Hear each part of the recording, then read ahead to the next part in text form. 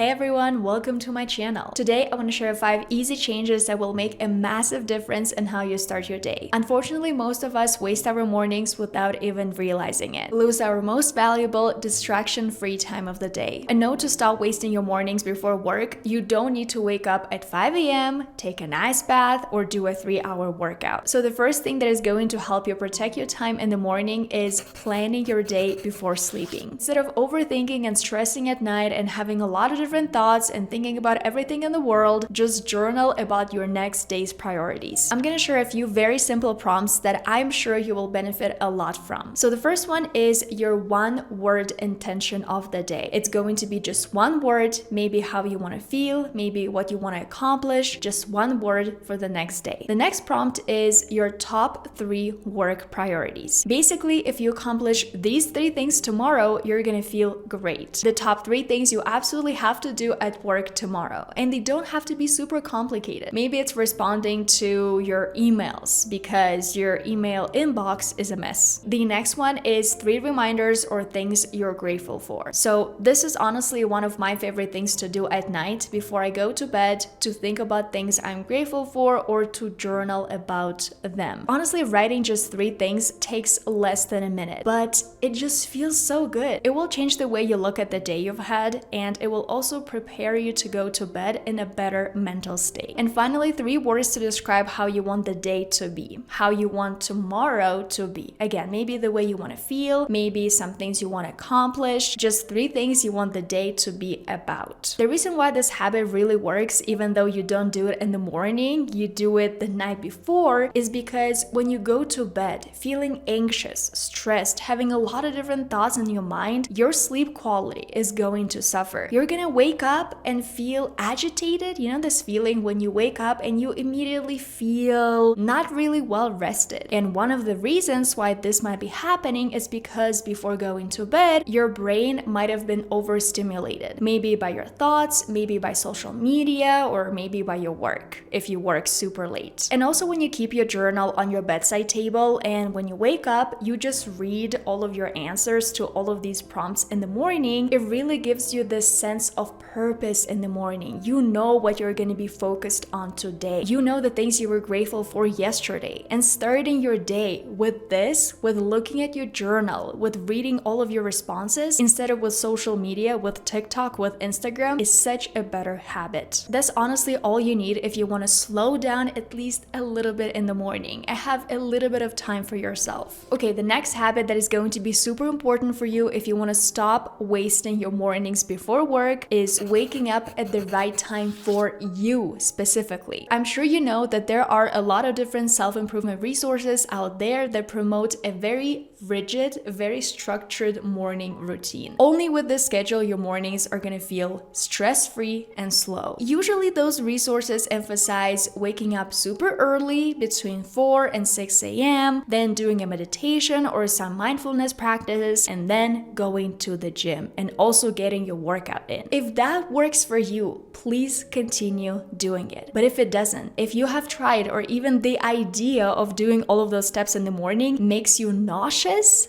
then maybe this routine is not for you, and that is absolutely okay. You can still feel productive in the morning and not do all of that. So what does it mean to wake up at the right time? The way I look at it is, it means you have to wake up at the right time for you. And there are a lot of different applications out there that can help you determine the best window for you to wake up in. Because if you set an alarm and then you wake up in a deep sleep phase, you're actually fighting your body's natural rhythm. You feel groggy and you spend the first hour of the day in a daze. We've all been there. All it means is you either didn't get enough sleep or you were woken up in your deep sleep phase. I have 2 apps on my phone. They're both pretty much the same. The first one is Sleep Cycle and the second one is Sleep Watch. The app has the smart alarm feature and it basically wakes you up at the lightest phase of your sleep. So you actually feel awake and and refreshed when your alarm goes off. Let's say tomorrow I need to wake up between 6:30 and 7 a.m. Like 7 a.m. is the latest time I need to be awake. What would most of us do? Most of us would just open our phones and set an alarm for 7 a.m. But if you use one of those smart apps, the app is going to wake you up somewhere between 6:30 and 7 a.m. during your lightest sleep, so that when you wake up, you don't feel groggy, you actually feel good. And yes, one of the reasons why most of us waste our mornings is because we don't have a solid routine. All of those productivity hacks are amazing, but how about actually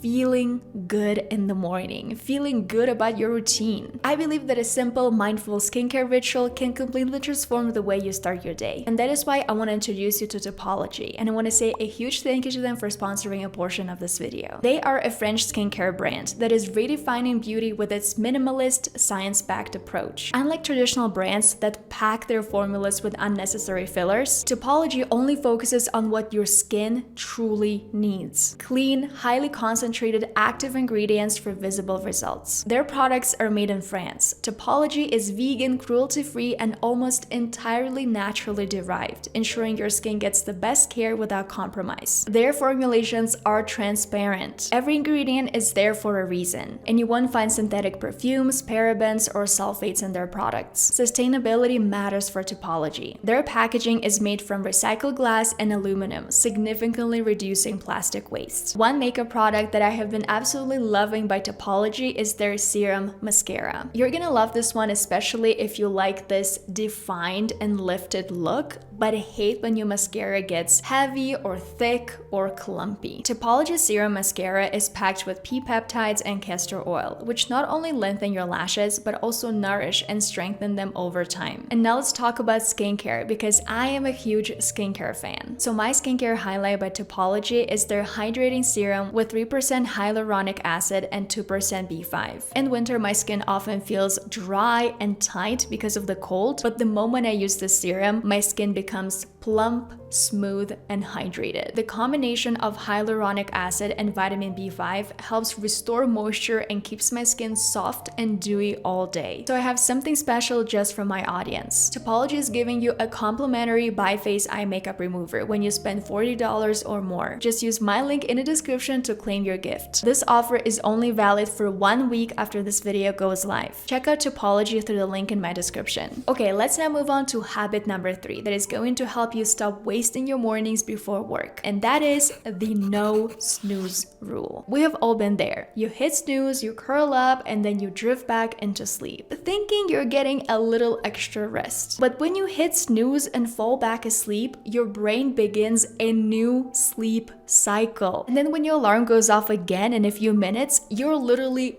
jolted awake. Sometimes you even get scared because your body and mind are completely confused. Your brain is like, okay, I woke up and then I decided to go back to sleep, and then 5 minutes later, I'm waking up again, and that is why you're left in the state of sleep inertia. You feel groggy and sluggish, and sometimes you feel groggy and sluggish all day just because you hit snooze multiple times in the morning. I know it's really tempting to hit snooze in the morning again and again and again, but actually it makes you more tired, and you're also wasting your valuable morning time. So if you're addicted to snoozing, that is okay, but I'm going to give you a few things that might help you, and I really hope that one day you're going to stop hitting snooze whatsoever. So the first thing you can try is using a smart alarm I talked about at the beginning of this video, because one of the reasons why you might be feeling in the morning when your alarm goes off is because you are being woken up during your deep sleep phase. The next thing you can try is basically forcing yourself out of bed by moving your alarm somewhere far away. Across the room,